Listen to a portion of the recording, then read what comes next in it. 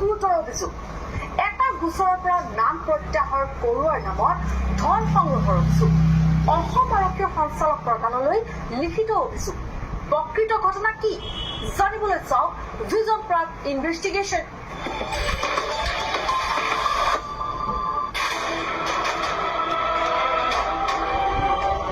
বৰপেটাৰ হাউলিত পিতা পুত্ৰক হত্যা ক্ৰমত ৰহস্যৰ মাজেৰে গতি কৰিছে ঘটনাই আৰক্ষীৰ বিৰুদ্ধে ডিজিপিক বিস্ফোৰণ অভিযোগ ঘটনাটো চলিত বৰ্ষৰ ২৬ ফেব্ৰুৱাৰী নিশাৰ ভূমি বিবাদৰ বাবেই নিজৰ খুৰাকৰ পুত্ৰই পৰিকল্পিতভাৱে হত্যা কৰিছিল বৰপেটাৰ হাউলিৰ পিতা পুত্ৰ আব্দুল ৰেজ্জাক আৰু আব্দুল মান্নানক প্ৰথম অৱস্থাত দুৰ্ঘটনাৰ ৰূপ দিয়া ঘটনাটো পৰৱৰ্তী সময়ত এয়া যে এক পৰিকল্পিত হত্যাকাণ্ড আছিল সেয়া আৰক্ষী তদন্তত পোহৰলৈ আহে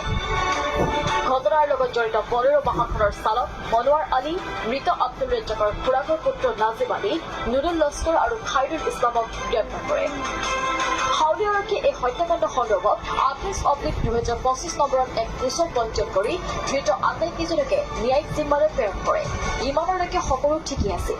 কিন্তু ২৪ মাৰ্চত অসম আৰক্ষীৰ সঞ্চালক প্ৰধানলৈ প্ৰেৰণ কৰা এইখন পত্ৰই গভীৰ ৰহস্যৰ সৃষ্টি কৰিছে হাউলিৰ আমিৰ হুছেইন নামৰ এজন ব্যক্তিয়ে আৰক্ষী সঞ্চালক প্ৰধানক দিয়া অভিযোগ মতে আব্দুল ৰেজ্জাক আৰু আব্দুল মান্নানৰ হত্যাকাণ্ডৰ লগত অভিযোগকাৰী আমিৰ হুছেইনৰ শহুৰ আৰু খুলখালীক জড়িত কৰিব বিচাৰিছিল আৰক্ষীয়ে যদি উক্ত গোচৰৰ পৰা অভিযোগকাৰী আমিৰ হুছেইনৰ শহুৰ আৰু খুলখালীকৰ নাম আঁতৰাবৰ বাবে আৰক্ষীয়ে ৫ লাখ টকা দাবী কৰা বুলি অভিযোগ কৰে আনকি আমিৰ হুছেইনে এই বুলিও অভিযোগ কৰে যে তেওঁলোকে হাউলি জিলাৰ ভাৰপ্ৰাপ্ত আৰক্ষী বিষয়াৰ ষ্টাফ কোৱাৰ্টাৰত চালক মহিউদ্দিন সিকদাৰৰ হাতত ৪,২০,০০০ টকা আদায় দিয়া বুলিও অভিযোগ কৰে অভিযোগৰ লগত আমিৰ হুছেইনে এইদৰে টকাৰ বান্দিলৰ এখন ফটো সংলগ্ন কৰি দিয়ে